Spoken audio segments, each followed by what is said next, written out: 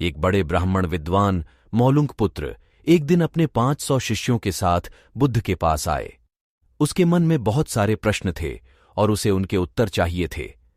बुद्ध ने एक शर्त रखी, 1 वर्ष तक मौन रहकर तभी वह उत्तर देंगे।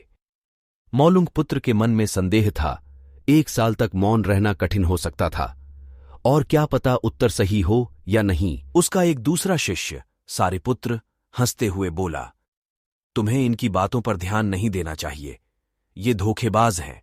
मैं भी इनके पास प्रश्न लेकर आया था, इन्होंने मुझे कहा था 1 साल मौन रहो और ध्यान करो। उसके बाद मेरे मन से सवाल चला गया और इन्होंने मुझे कभी उत्तर नहीं दिया। बुद्ध ने समझाया, मैं अपने वचन पर खड़ा रहूंगा। अगर तुम पूछोगे तो मैं उत्तर दूंगा, अगर तुम पूछते ही नहीं हो तो मैं क्या कर सकता हूं। 1 वर्ष बीता, मौलुंक पुत्र ने ध्यान में पूरी तरह से खो दिया। भीतर की बातचीत समाप्त हो गई और उसके मन के प्रश्न भी समाप्त हो गए। उसका वर्ष का इंतजार खत्म हो गया। एक दिन बुद्ध ने कहा, आज तुम्हारे वर्ष का आखिरी दिन है। आज ही को 1 साल पहले तुम यहां आए थे और मैंने तुम्हें उत्तर देने का वचन दिया था। अब तुम प्रश्न पूछ सकते हो। मौलुंक पुत्र हंसने लगे और उन्होंने कहा, तुमने मुझे भी धोखा दिया। वह सारिपुत्र सच कह रहा था। अब कोई प्रश्न ही नहीं बचा है। मेरे पास पूछने के लिए कुछ नहीं है।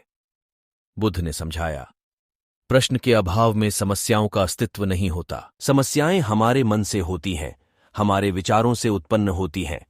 जब हमारे मन के सारे प्रश्न गायब हो जाते हैं, तब हम सच्चे मौन में पहुंचते हैं। इसका मतलब है कि मन की अवस्था तब होती है जब प्रश्न नहीं रहते और उत्तर समाप्त होते हैं। मन के प्रश्न रहित स्थिति ही सबसे उत्तम होती है, जब आपके मन के उत्तरों की कोई आवश्यकता नहीं होती। सभी बातें स्पष्ट हो जाती हैं और कोई समस्या बची नहीं रहती। इसके माध्यम से हम सीखते हैं कि जीवन में सुख और समृद्धि के लिए हमें अपने मन की शांति और मौन का महत्व समझना चाहिए, क्योंकि वही सच्चे ज्ञान का मार्ग है।